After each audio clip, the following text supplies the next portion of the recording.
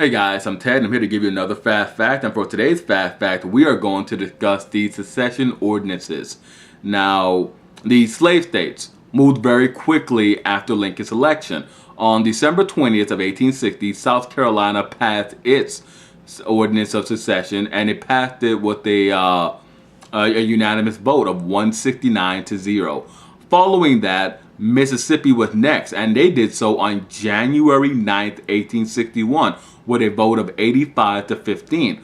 Florida was third on January 10th, the day after Mississippi's vote.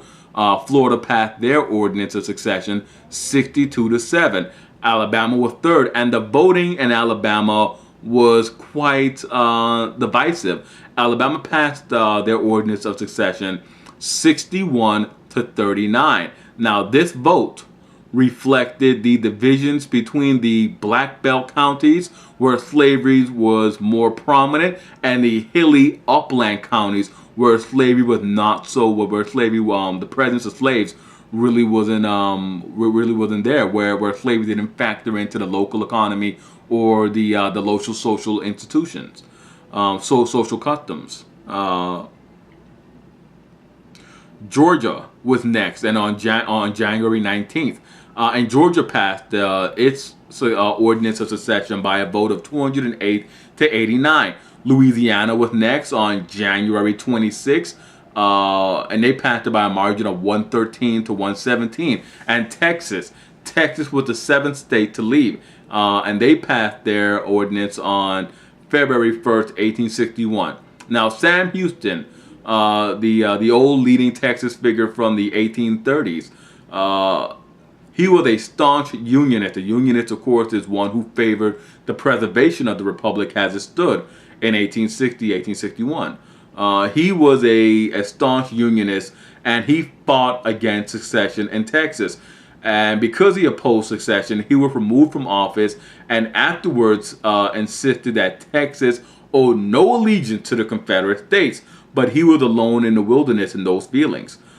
He died a very bitter man because of Texas's decision to succeed, and very quickly, very quickly, the Deep South slave states left. And after they left, they then decided to call a convention to be held in Montgomery, Alabama.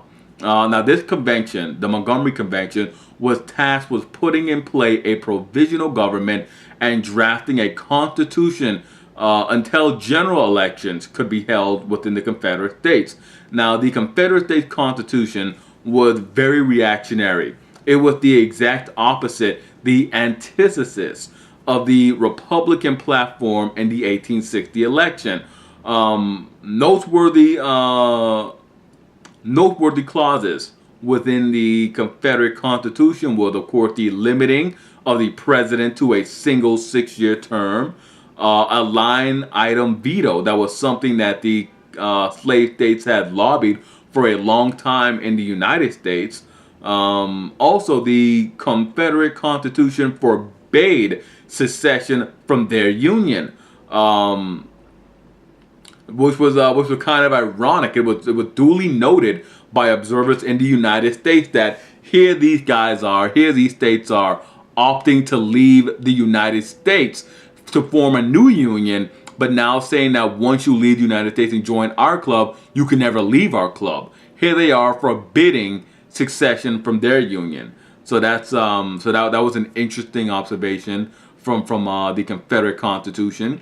Also very noticeable from the Montgomery Convention was that the more radical fire eaters were excluded from the convention. The Montgomery Convention was comprised almost entirely of moderate individuals. And this is, of course, the opposite of the Secession Ordinances and the Secession Conventions. The Secession Conventions in these states, in these 7 states, were all dominated by radical fire eaters. And there you guys have it. That is my quick, fast fact on the Secession Ordinances and the Montgomery Convention of the Confederate States. I hope you guys enjoyed it, found it enlightening, entertaining. Everyone finds it entertaining the whole forbidding of secession from the Confederate States. Everyone finds that a bit amusing. So I hope you guys found it amusing as well. And as always, hit like, subscribe, and comment. Let me know what you guys thought about this lesson. About this fact, sorry.